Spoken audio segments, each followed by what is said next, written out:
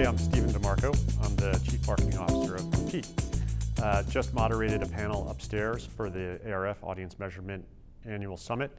And it was an interesting panel. It followed up an earlier session on innovations in traditional media measurement, and our panel focused on innovations in digital media measurement, trying to get a handle on what will the world look like going forward. From my perspective, some of the highlights of the panel were talking about from a brand marketer's perspective in terms that a brand marketer can understand the importance of using a GRP metric to plan across different media. Now, for a long time, online folks have debated whether this is a good thing for digital media or not. But for online to get a seat at the table, everyone agreed that it's important to use this GRP metric. And it will allow for planning across different platforms, not only TV, but mobile, digital, gaming, etc. So that was one highlight. Second highlight was kind of innovation in understanding the connections between the different data that are available to evaluate the effectiveness of an advertising campaign. GRP is good for planning and good for understanding what impact it will have on sales.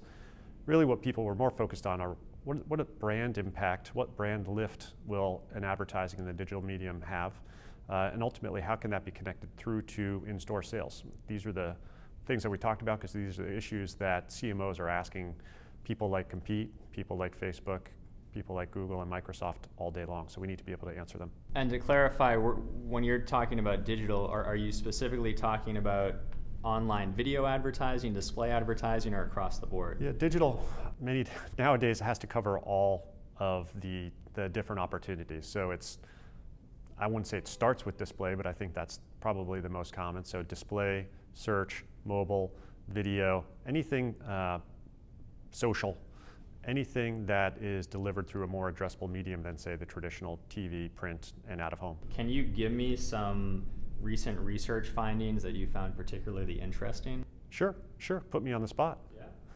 So just by way of familiarity, Compete as a panel of 2 million consumers in the US where we have permission to see their behaviors online. So we have the opportunity to look at their clickstream, every web page that they visit, also see what ads they're exposed to, what search terms they use, what they do after seeing an ad or a search term, and we're building that panel out in Europe and in Asia as we speak. So advertisers are clearly very interested in understanding when I place an online ad on a particular website with a particular message, what impact does that have on my target consumers' brand affiliations? Does it increase awareness? Does it increase interest? Does it increase intent? And also, ultimately, does it lead them to do something that is either directly a purchase or can be predictive of a purchase? Famous example in the automotive industry, nobody buys a car online, but a lot of people do a lot of research online. So auto advertisers are trying to understand, if I run a campaign, does that campaign drive an uplift in my brand metrics, and will it actually drive people to either my site or a third-party automotive site to shop for my car more intently than people who hadn't been exposed to the ad? So staying with the car advertiser who isn't like oh, let me click on that and go buy it right now. What are sort of the engagement metrics they're looking for? I mean, one of the things you mentioned was possibly like new visitors to my website that can be attributed to this specific display ad or video ad campaign. So can you talk about kind of some of the new emerging things that brands now value in terms of measuring? Yes. It's kind of ironic. The things that brands value in terms of what they want to measure are the things that drive their business. It just so happened that pre-digital and pre a panel as big as Compete's, you just didn't have the capability, the technology, or the research sample to measure the things that they ultimately want to measure. So they came up with other things that are derivatives or proxies, or kind of hopeful predictors of a sale. So as it relates to an automotive example, which is a great example, is it's very easy for an advertiser to understand how a search campaign or a display ad drives visitors to their website. That's all very measurable. What they don't know is off-site shopping. So for instance, the third-party sites, Kelley Blue Books, Edmunds, the Yahoo Motors, are all places where people go to research for a car. They do it there because all of the cars, all the vehicles are treated as equal to each other. So it's kind of a level playing field for automotive shoppers and for automotive brands. Just as easy to shop for Ford Mustang as it is for a BMW 5 Series as it is for a Jeep. So what we do is we aggregate all of the shopping data across those third-party sites, create a separate database of automotive shoppers that we normalize to the US population. At any point in time, we can tell you how many people are shopping for your car in the US. Now, why is that interesting? It's interesting because when you place a TV ad and or an online ad, you want that to drive shopping behavior either on your site or in the channel where people do their shopping. So that's a new metric. This demand metric that automotive marketers use to understand, is there a lift in my shoppers, which will be predictive of an increase in sales at the dealer lot. There's probably 100 other metrics that we provide to automotive makers too that feed into that story. And then as you roll out to CPG or financial services or travel or entertainment and media, they all have their independent metrics. Do you have any kind of interesting, recent research that you've done around online video and online video advertising? We're building out that capability now. It's actually not the part of the company that I cover, so I don't know research off the top of my head. What I have seen is some interesting information on viral videos. So content that companies create and then syndicate out to the different social channels, whether it be MetaCafe, YouTube, et cetera. We've looked at different campaigns from Coke to Evian, thinking of some other ones, to Pepsi, and absolutely, when a brand can create that magical thing that makes the video go viral, and then we look at those post-view metrics that relate to brand or purchase, for instance, Pepsi, we see a huge spike in brand, well, I wouldn't say a huge spike, a spike. There's a research audience, so we have to be very careful. We see a spike in brand metrics like awareness, familiarity, and purchase intent. And we also see an increase in in-store sales for people who are exposed to viral video versus people who weren't exposed to the viral video, all other media being held constant. So it's a good indication that there is something, you have to pay to create the video, but there is no media cost associated, or minimal media cost associated with syndicating the video out. So there's a good story around viral video if you can figure out what it is that makes a video go viral in the first place. What questions do brands want kind of answers to as it relates to the online video space? Yeah, I think the temptation that brands have is to take the video content that they've created for the traditional video medium, which is TV, and they have a strong desire to leverage that investment in online video. And there's no indication that that actually can work. So they keep asking us, how do we take all of this stuff that we've developed, all of these digital assets that we have, all of this momentum in the television channel, and make it work in the online channel? What's the secret formula? That's question number one. We're still in the experimentation phase as it relates to that, right? It's still pretty, the consumer behavior is still pretty nascent. More consumers are watching videos online, so last year's benchmarks don't apply to this year's performance.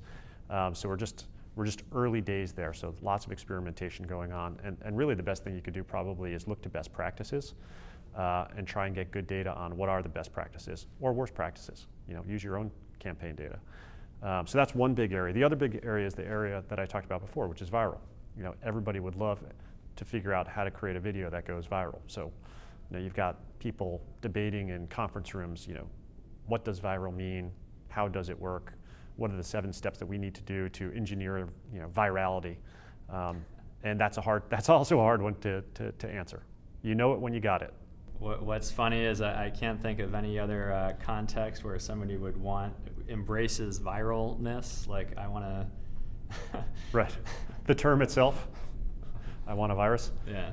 So we're thinking about the Evian campaign, which is the dancing babies campaign, the babies dancing on roller skates, for the 2 or 3 people in the world who haven't seen it yet, was amazing at achieving virality. It drove a lot of views. And then if you did branding study afterwards to the people who were exposed to those views, Evian had a lift in brand metrics. I think it had an impact on sales. I think the common thought is that it mitigated a decrease in sales, but it had no online behavioral metrics. So it was kind of interesting when people automatically think that virality will cause, when someone sees a video of Evian dancing babies, that they'll then click on that video and go to the Evian website. That didn't happen at all. right? It virtually did not happen. And that would be a bad metric to use to evaluate the success of the campaign. Not because it didn't happen, but in general, nobody looks for bottled water online, right? So it's just a low consideration item. So it's really interesting as you help brands navigate these things, you really kind of have to level set for them again to help them focus on what's important and don't lose sleep over things that aren't important for their category. Well, that seems like kind of one of the challenges and curses of the digital space is that, you know, I think from day one, brands have been measuring things like click-throughs and, you know, how much traffic did this drive to my site? And you're giving a great example of, you know, everybody knows what Evian is. I mean, they're water, and what really matters is when they walk into the store, you know, are they buying more Evian, right, not going to the Evian.com website to correct, learn more about the brand. Yeah, it's the curse of the measurement of the digital channel. Yes, you can measure a lot of things, but sometimes the things that you can measure aren't ultimately the metrics that drive your business. So you have to be careful about what you focus on. Upstairs in the session before, one of the panelists was talking about how GRP have made TV a very accountable medium. And you know, I come at the world, I spend a little time on the traditional side from the cable industry. I come at the world mostly though from the digital side. And when I hear the term TV is a more accountable medium than digital, it just sounds like a paradox to me. That ultimately you have to use GRPs to predict sales. Well, why use something to predict sales when you can measure the direct connection between people who saw your advertising and people who bought stuff? The shortest path is the best path. So I think digital is actually a much more accountable medium than TV, and can be accountable with the right metrics, even if they don't include GRP.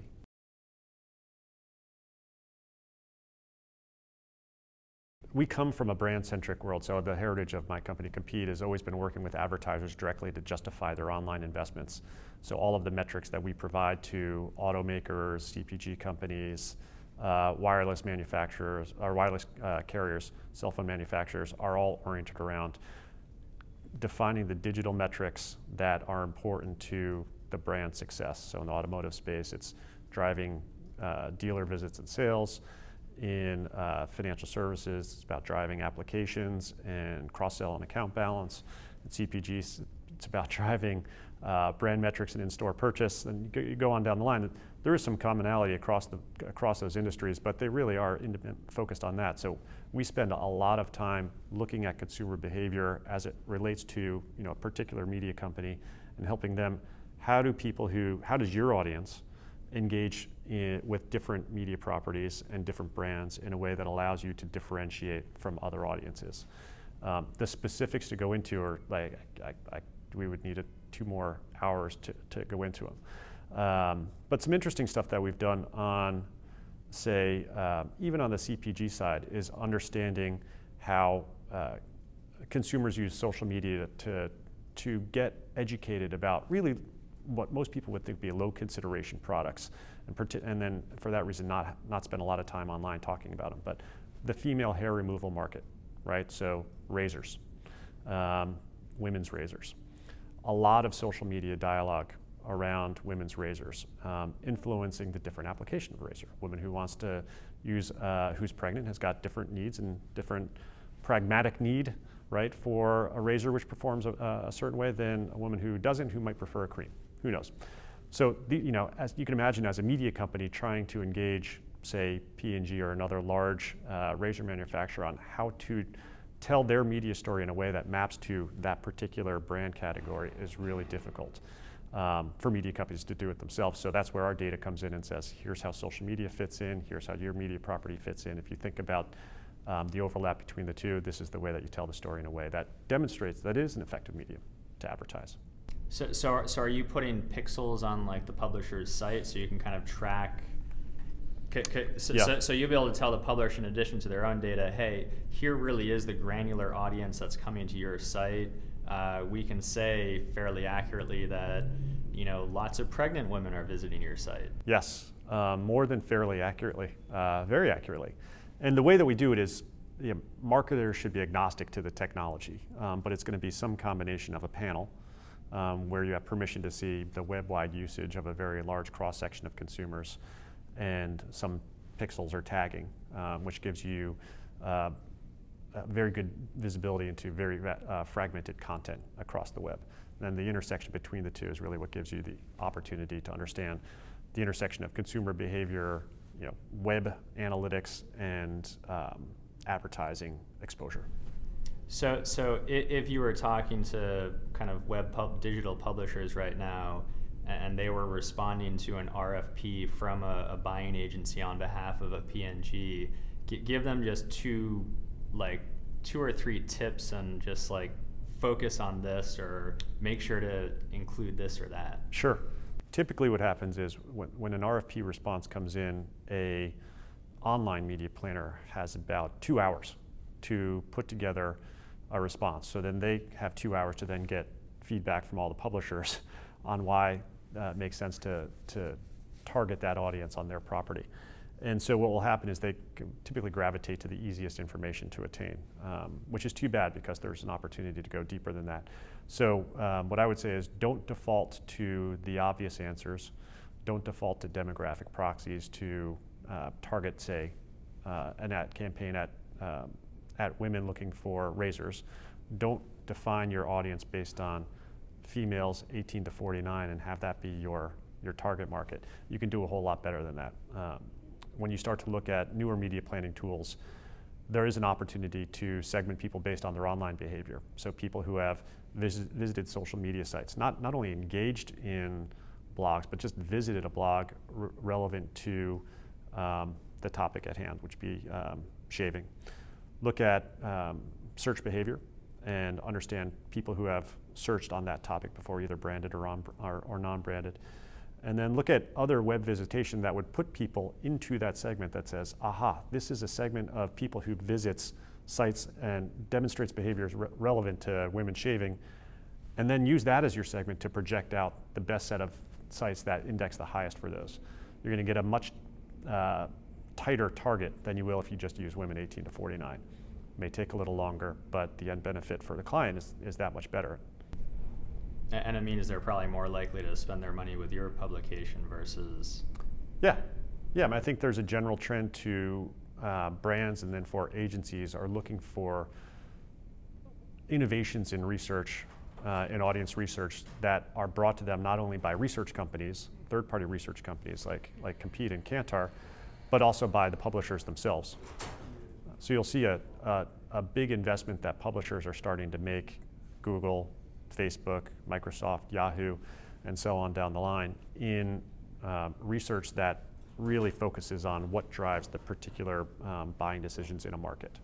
And that's kind of well understood and has been going on a long time in the particularly the TV, even the cable TV side, but it's new to online. So we see online publishers spending more money to understand their audience and the behaviors of that audience so that they can help advertisers shift more of that offline dollar to the online channel and therefore to their sites.